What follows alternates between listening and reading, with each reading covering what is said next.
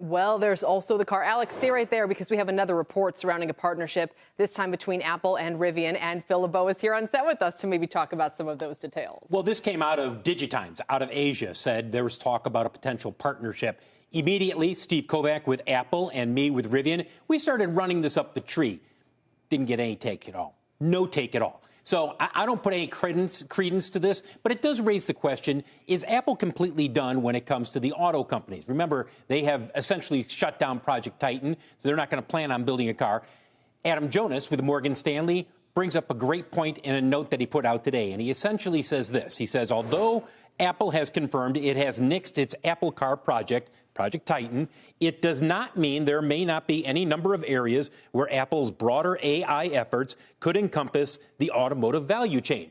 Is it possible that somebody at Rivian in Asia is having a conversation with somebody at Apple? You bet. I would hope they're doing that. That's what auto companies are doing with tech companies every single day. So this report by itself, no reason for the stocks to move higher, though you can bet that when Rivian reports its results after the bell and during the analyst call, R.J. Scringe is going to get this question. I was going to say for Rivian's case as well, weren't they the one who had the Ford investment that kind of went sour? Correct. So I can't imagine they're overeager to go partner with another major company. And guess who owns a big chunk of Rivian?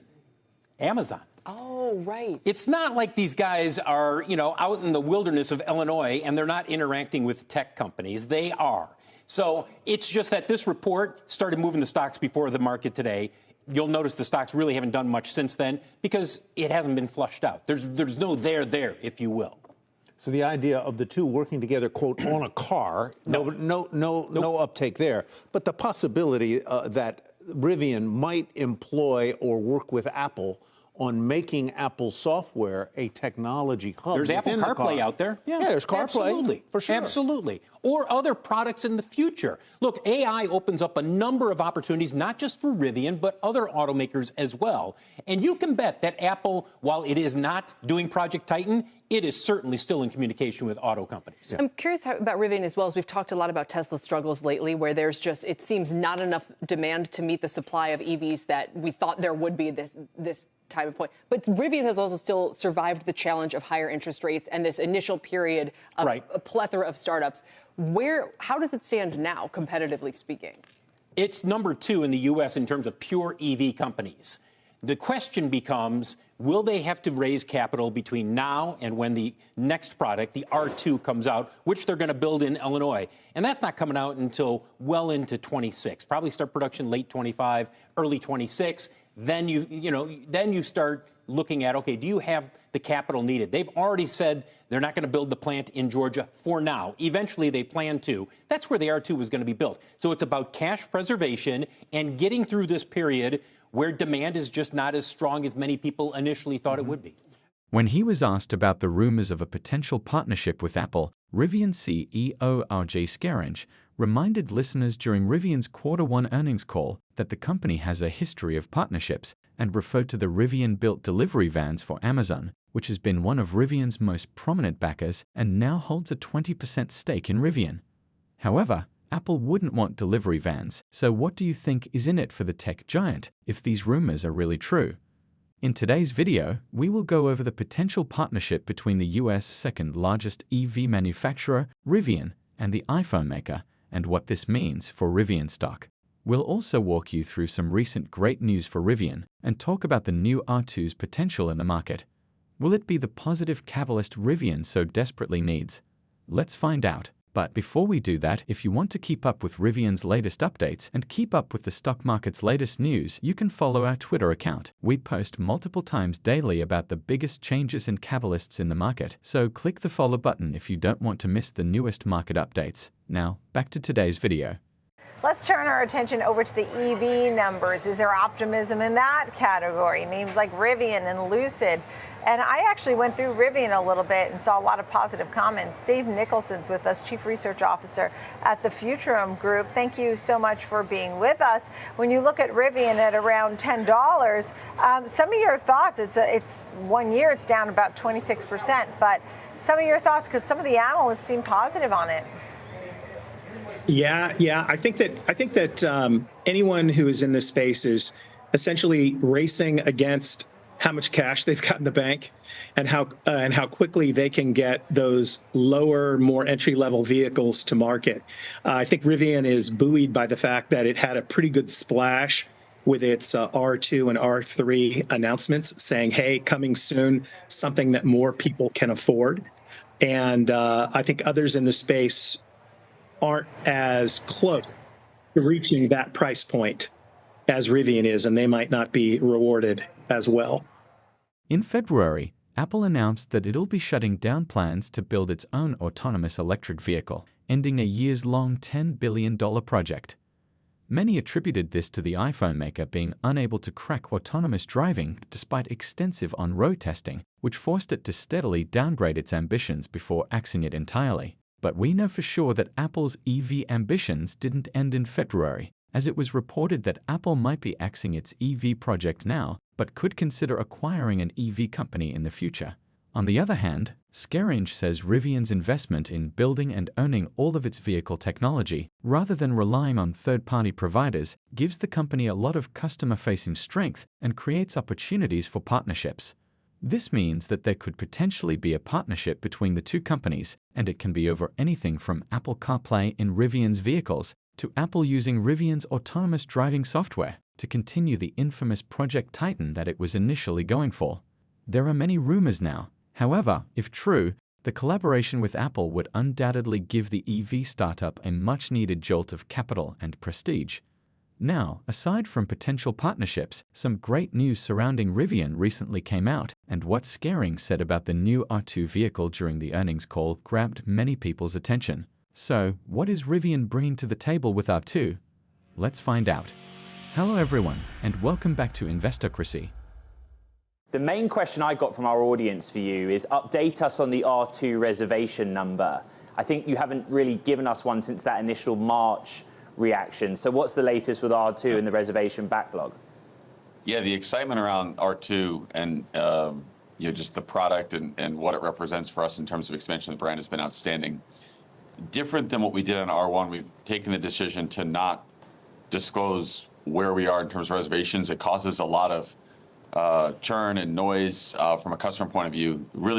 And we've taken the view of we want to be customer centric in how we look at this. We've learned a lot with how we managed our pre-order process with R1, but there's a tremendous level of excitement, and we're working as hard as we can to get R2 to market. And if you could give us just a little bit more detail here. I know that, like you said, you've learned from the R1 experience, but are we talking about thousands, tens of thousands, any more color you could provide there? We gave, on the day of the launch, we gave a number of 68,000. Now, we've obviously grown a lot from there, but the challenge with this number is it's a false metric, and it just causes a lot of noise. And so we'd like to rather focus on the product.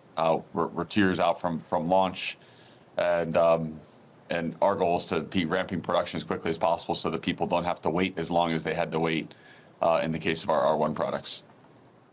Considering that Rivian is currently dealing with a planned plant shutdown, stalling production and delivery estimates for the year, and slowing demand, you might not think there's much good news to be found surrounding the company. But that's actually wrong, as there's a lot of great news for Rivian stock investors that came out recently.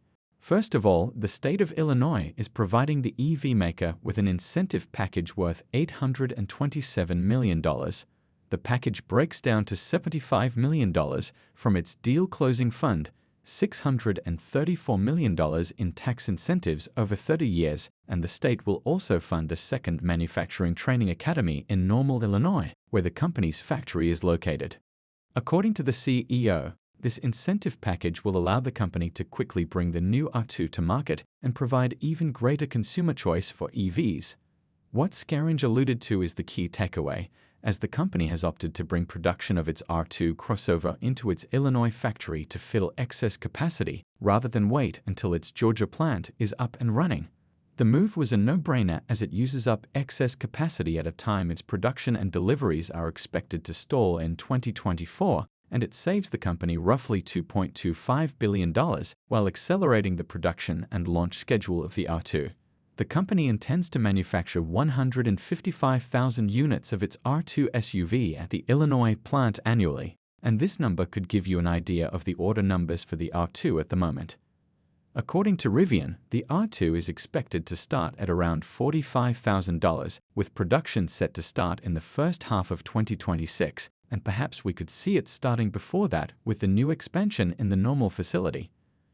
This new vehicle will be under the new mid-size platform called MSP, which is the basis for the R2, R3, and R3X, which Rivian underscored are expected to deliver amazing performance, utility, and range at a significantly lower price point than the flagship R1. Another piece of good news for investors is that Rivian recently hired Javier Varela as its Chief Operations Officer to help launch the R2.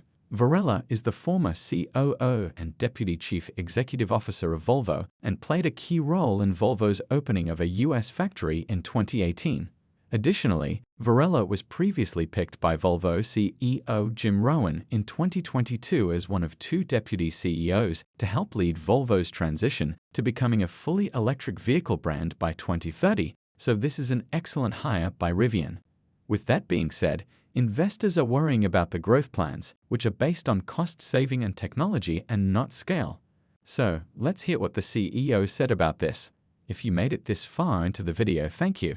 These videos take a lot of effort and time to make, so if you enjoyed them, please hit the like button and subscribe to the channel. This goes a long way in helping us grow. That said, back to the video. RJ, the criticism and the skepticism and the worry from some of the investor base and the R1 generation owners, future R2 generation owners, is that the gross profit plan is based on technology and cost efficiency, cost saving, not on scale. And so they don't understand the middle pathway, right? So you shut down the assembly lines, the component upgrades are in, and then gross profit, modest gross profit happens in 4Q. How can you be confident with that? Yeah, one of the big things that I think often isn't fully appreciated in the cost structure on a vehicle is how much of the cost structure links to supplier source components. So everything from seats to tires to brake systems that are coming from suppliers. And the vast majority of our bill of materials that have been in our vehicles are from suppliers with contracts we negotiated in 2018, 2019, and in some parts into 2020. And so the supplier leverage that we had and the negotiating leverage we had, as a company before we launched, before there'd been demonstrated customer demand, is vastly different than what we have today, where we have the best-selling SUV in California over $70,000, electric or gasoline, either way, just the best-selling SUV in the premium segment.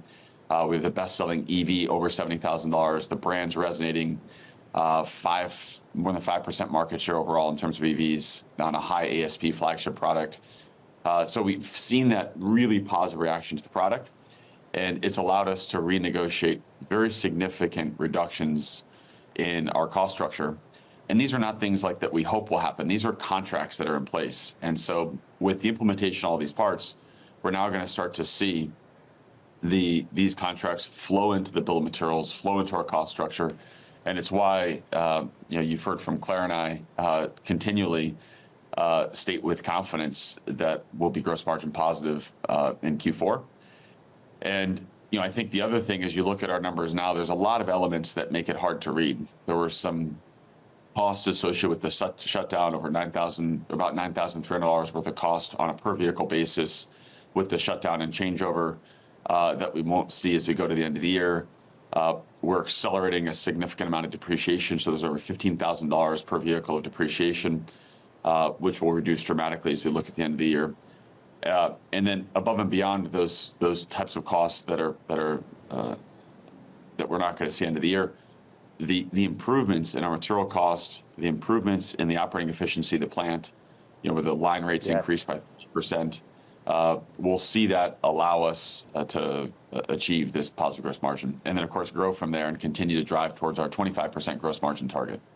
When looking at the company's Q1 earnings, we can see that Rivian managed to beat expectations on the top line with revenue increasing by 81.5% year over year to $1.2 billion. The company remains positive it can reach its target for a modest gross profit in Q4 and reiterated its production guide for the year of 57,000 vehicles. Additionally, the CapEx guide was reduced by $500 million to $1.2 billion due to the company deciding to go ahead with the R2's production at its Illinois plant.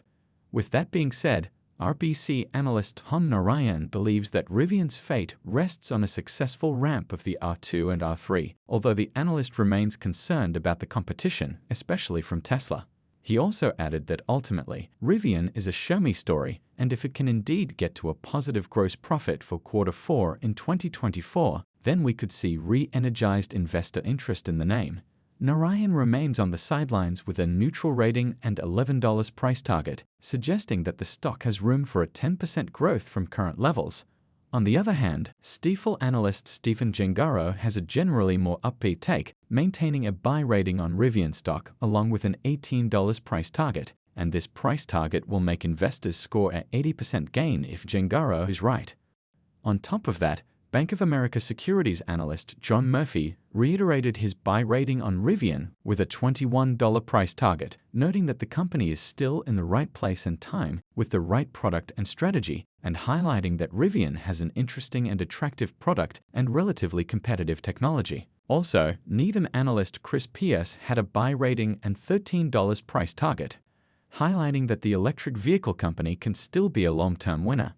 Analyst opinions on Rivian vary from cautious to optimistic about the company's growth prospects, but many see the successful launch of the R2 and R3 models as pivotal to Rivian's future success. While competition in the EV market intensifies, Rivian's unique styling and technology have garnered interest, but execution risks remain.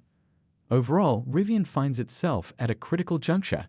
Its potential partnerships, manufacturing ramp-up, new product launches, and shift to higher volume affordable models will determine if the company can transition from a promising startup to an auto industry leader. Rivian has laid important groundwork, but still faces challenges to deliver growth and profitability in the long run. So, what do you think about Rivian stock?